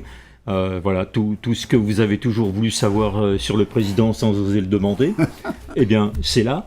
Et puis, alors un livre plus de fond et plus de sociologie traditionnelle, s'appelle Déchirure. Alors Déchirure, qui est un gros pavé comme celui d'Hubert, voilà, qui vous confiez, qui décrypte la société. Vous savez, les sociologues se confient moins. Je me dis tiens, Michel se confie. Nous, on fait se confier les autres. Voilà, notre rôle, je dis toujours, le sociologue, c'est un petit rapporteur de la pensée des autres. Donc le roi Brandzing sur Amazon et sur Amazon, Fnac, etc. Ouais. Et Déchirure à Cabaret Voltaire édition. Vous écrivez beaucoup en ce moment. Oui, mais il y en a d'autres. Ah bah très bien, d'autres vont arriver, des surprises vont arriver aussi avec Michel. Oui. Je vous le promets, cher Michel. Merci à vous. Et Charbel, éditorialiste, qu'on voit chez Éric Morillo, TVL, on le voit partout. Tu es partout en fait. Je vais peut-être le chercher où ce titre-là, éditorialiste. Je suis agent immobilier, moi. Non, mais ça, c'est agent immobilier pour dans les heures perdues, tu vois. Éditorialiste, ça, c'est le vrai. C'est perdu en ce moment, on charbonne, on essaye. Non, bah moi, de toute façon, c'est pas compliqué. Les Frères Dissidents, donc le mouvement des Frères Dissidents, www.frèresdissidents au pluriel.com. Donc, c'est une association de citoyens. On est 20 000 adhérents, dont j'ai l'honneur de présider. Aussi... 20 000 adhérents, c'est-à-dire que vous êtes plus que les Verts, quoi. Ouais, Europe Écologie Les Verts, je crois que 111 000, c'est ça? Bon, chez nous, c'est gratuit. Chez nous, c'est gratuit. C'est-à-dire que toute la gauche est réunie, vous êtes plus. Bravo. Peut-être, je sais pas. Donc voilà, et puis sinon, il y a le podcast Charbel sans aucun filtre sur Patreon. Donc ça y est, c'est parti. Ah, très bien. On en est au 6e épisode. Le dernier, c'était le numéro 6, c'est sorti hier. Là, allons-nous vers la fin du cash. Et j'ai d'ailleurs fait un épisode sur l'état profond.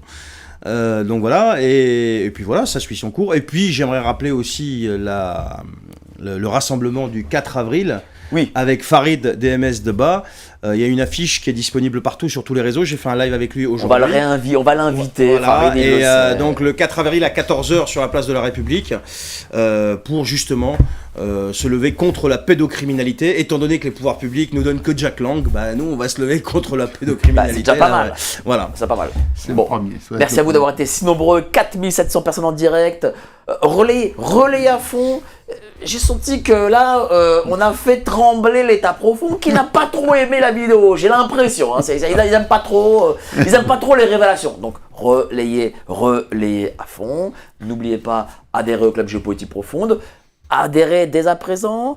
Comme ça, vous aurez celui de ce mois-ci que je tiens entre les mains, excessivement intéressant. Vous serez membre avec Xavier Moreau, Sylvain Ferreira, le maître du Logos, Laurent Michelon, Laurent Ozon et tous les autres. Vous recevrez la carte or, la fameuse carte or qui vous permet d'avoir des réductions et la réduction sur une très très grande surprise qui va arriver très très vite. Je vous en parlerai très très vite aussi. Vous allez voir, on ne fait pas les choses à moitié. Les néoconservateurs, une élite impériale, bien entendu. Aussi Laurent Ozon, édition Géopolitique Profonde. Et moi, je vous retrouve dans 30 minutes. 30 minutes. On va parler de cette émission, on va parler d'Epstein, on va parler de tout ce que les grands réseaux n'aiment pas. Mon TikTok, Mike Borowski, TikTok. Allez, venez, je bois le petit coup, j'essaie de me changer quand même. Et on se retrouve dans 3 minutes. Salut, ciao. Pardon, monsieur, je suis confus, j'ai garé mon briquet. On a aussi tendance à jouer avec le feu. Google, qui est une création de la CIA. L'équipe de Géopolitique Profonde vous donne le meilleur de l'actualité brûlante. Mais en échange, on veut un geste de votre part. Merci de ce geste d'amour, on vous le rendra. Ravi.